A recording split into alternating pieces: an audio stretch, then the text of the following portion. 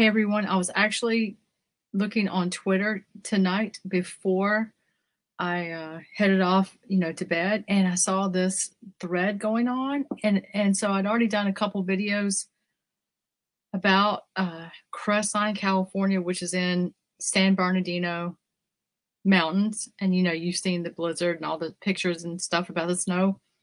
But this person, Naomi, writes, and I shared this on my Facebook wall. My friend Rachel Phoenix is in Crestline. She's buried under 9 feet of snow, her house is, behind a 10-foot ice wall. Here's her post about what's going on and her worries about other members of her community. And so let me go over here. I'm going to take us over to Facebook. So she writes that people, the snow removal equipment, the people that have the equipment who offer to go up the mountain and help people dig out, they weren't allowed to. And so let's go over to actual Facebook because I went there and this is her. Let's see. I'm just going to read this to you. Please share this widely. I'm a resident of Crestline, California, and a former disaster relief worker for the American Red Cross.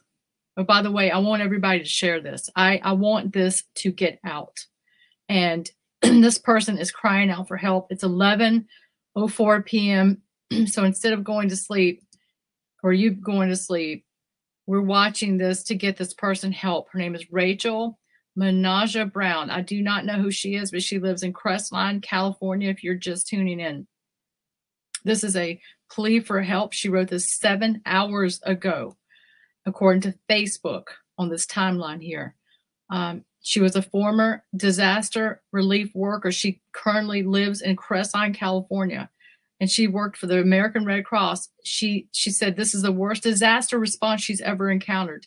1 week after an unprecedented snowstorm, we're in dire straits and getting very little assistance. Crestline and other areas affected by the San Bernardino snow disaster need help. We need a federal disaster declaration, door-to-door welfare checks for people trapped in their homes, door-to-door help shoveling paths out of the snow, removal of 10 feet and higher ice berms trapping their cars. And I'm going to take you right now before I go on, and I'm going to show you on my, because my device, for whatever reason or another, won't let me bring it up, but I can bring it up here. So I'm trying not to get the light there so you can see. This is her. It's just difficult. You're just going to have to go to her page and see this because this is her front door. She's showing all this on her page. So I just feel so bad for her. So I'm going to go back and we're going to keep reading. Oh gosh. So she says 10 feet and higher ice berms are trapping their cars, reimbursement for disaster-related expenses, and permission to return to our homes if we need to leave the mountain to get medical aid or supplies. So apparently there's problems with leaving. Please contact President Biden, California Governor Newsom, and San Bernardino elected officials to urge this help. You can just copy this request in this paragraph, but read on if you want to know more details on what's going on in my story. So I want you to go and find, you can find this on Twitter or you can find this on my page, because if you're watching from Facebook, so you obviously can go there and find that. But on Twitter, we'll go over that in a minute. We are used to getting snow here, and more residents are well prepared for a typical snowstorm. But Crestline normally gets around 6 inches to 2 feet of snow. We got over 9 feet of snow. Individual residents are not prepared for that, and we are overwhelmed. Some people are literally trapped inside their homes by snow blocking their doors. Others can leave their home, but not their yards because the snow is over their heads. So we're talking about 10 feet of snow. Many streets are not plowed, so no vehicles can drive. When streets are plowed, the snow is pushed to the sides and they form around 10 to 20 feet walls of solid ice which block cars and driveways. The official statement of San Bernardino is that there will be no help breaking down the ice walls or shoveling paths to homes. They are only willing to plow the streets. These are not normal ice berms and individuals cannot break them down. We need help with this. Many people are running out of food as the only grocery in Crestline collapsed. And I reported this on 2 other videos today. The only grocery store in Crestline collapsed due to snow on top of the roof, and the one in the next closest town partially collapsed. So the roofs are collapsing into the buildings. So the only food distribution is at city centers, and it's not in the same places every day. Many people cannot get past the ice walls or even walk miles through snow up to their waist or over their head to get the food. Because the food distribution points rotate rather than being in the same place consistently, people are struggling for hours through the snow only to find there is no food there that day. The sites are announced over the internet the day before, but many people have their internet cut off due to the storm, and we have no way of knowing where the food's going to be. We will need consistent daily food distribution sites. We also need door-to-door food distribution as many people can't walk to the sites. Remember, our cars are trapped and we can't drive. Residents are allowed to drive down the mountain if they've dug their cars out, but if we leave, we will not be allowed back up. That's so weird, isn't it? No one is saying when we will be allowed back, but officials have hinted it will be at least a week, maybe a month or more. So if anyone who drives down to get medical help or food is trapped away from their home with no idea when they can return.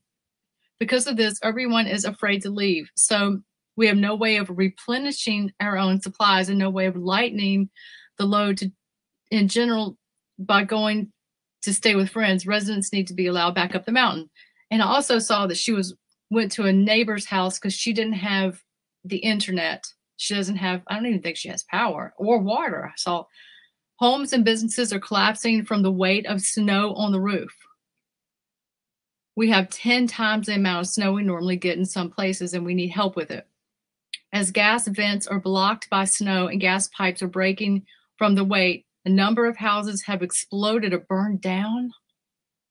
I have yet to see any assistance shoveling out gas vents. Again, normally we could do this ourselves, but not when there's 9 feet of snow and ice.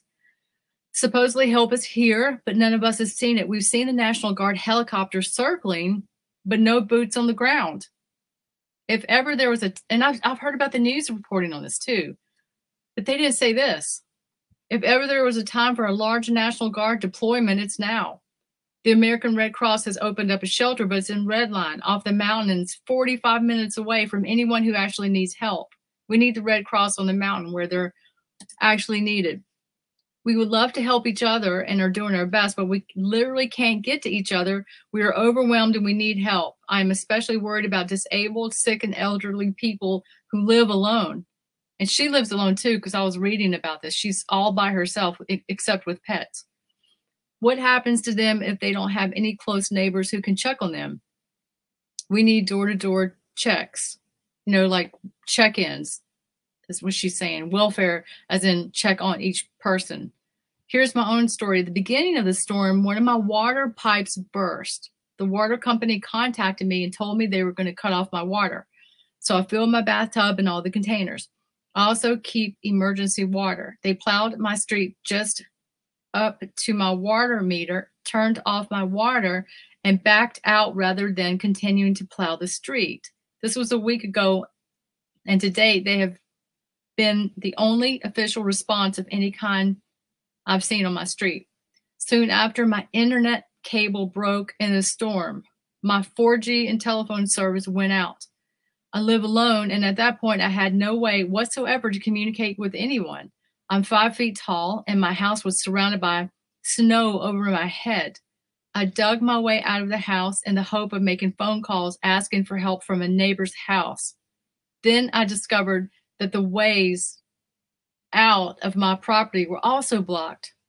My driveway was under 9 feet of soft snow, and my staircase, which is wooden and very steep, was under 5 feet of soft snow. Both ended in ice walls and 10 feet high. Either way, that was extremely dangerous. I was so desperate that I climbed and I slid down the staircase, then climbed the ice wall. I found a neighbor with internet and phone service and began making calls for help. I explained to everyone that I spoke to that I had no communication whatsoever at my house and no running water, and that leaving my house was extremely dangerous. I requested help shoveling the staircase and for my internet and my phone to be fixed so that I could at least call for help. I couldn't move in with the neighbors or go to a shelter as I have pets and farm animals that she needs to care for. The response I got was disheartening. My internet company, Spectrum, offered me a service appointment 10 days in the future. San Bernardino official helpline took my number, but I never heard back from them. The plumbers I contacted about repairing my pipe so I can get my water turned back on were sympathetic, but they all lived in San Bernardino and worked in Crestline and were not allowed to come up the mountain. One of them said that he has snow cats and full crew and asked to come up to help shovel people out, but was refused permission to go up the mountain. My neighbors shoveled a path up my stairs so I could get in and out without risking probably falling. She says my neck. I still have no running water, no idea when that can be fixed, and my car is under 10 feet of snow and blocked by a 15-foot wall of solid ice, so I can't leave. I still have no reliable internet or phone service in my house. I am posting this from a neighbor's house. Please repost this to spread the word of the desperate situation and shocking mismanagement of this disaster. Please contact President Biden to ask him to declare a federal disaster.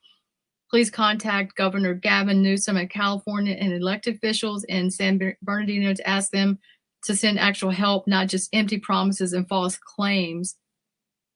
Thank you, Rachel Menaja Brown, writing from Crestline, California on March 5th, 2023. This was, like I said, today. I shared it, and if you go to her page and you just type in Rachel, that's Rachel, and then Manija Brown, Brown, you're going to come up with her. And so on this, I didn't realize I could click. It will make it just. It's making me sign in, so I can't show you that. So let's see here. So if I go back over to Twitter, someone called Naomi, that's at Naomi Kritzer, Kritzer, was the one who asked for help. And this is how it all started. And that's how I found all of this. So I'm going to come back over. So what I have done is I've shared it to my Facebook, and I'm making this video for her, even though I don't know her. God put it in my spirit heavy last night and then today. And so I started doing a little digging. And so I have written on her comments to make a video, because if you watch my last video that I did earlier, Inside Edition picked up the story, and they showed a lady calling out for help. I didn't catch her name. I'm pretty sure it's not the same person. But I don't remember them having a solution. Then they went to a couple other stories. So the Inside Edition is covering it, but I want to help her as much as I can. And so that's why, even if you don't share this video, if you would go onto Twitter and look up the one person that I just told you about. Her name is Naomi, Naomi Kritzer, Kritzer, because that's where the whole thread is going. And then she gives you, and I retweeted this, but she gives you the whole Facebook page. Gosh, it just didn't come up. Here's the whole Facebook page. It gives you the Facebook page. And then that's how you can get to this person. And then you can go on. It won't let me. Gosh. You can actually go on and you can see all the stuff that's happening, and trying to pull her up. And she's posted a ton of pictures. She's posted pictures of, oh my gosh, this is her railing of her steps, and it's just completely covered in the snow. I mean, this she says the black thing is my railing from my steps under 9 or 10 feet of snow. Um, 2 days ago, everyone's alive, but no running water, no phone, no internet, extremely difficult to leave the house. Um, she said she has chickens and she's out of food for the little chickens. Oh my gosh. She's making them peanut butter sandwiches.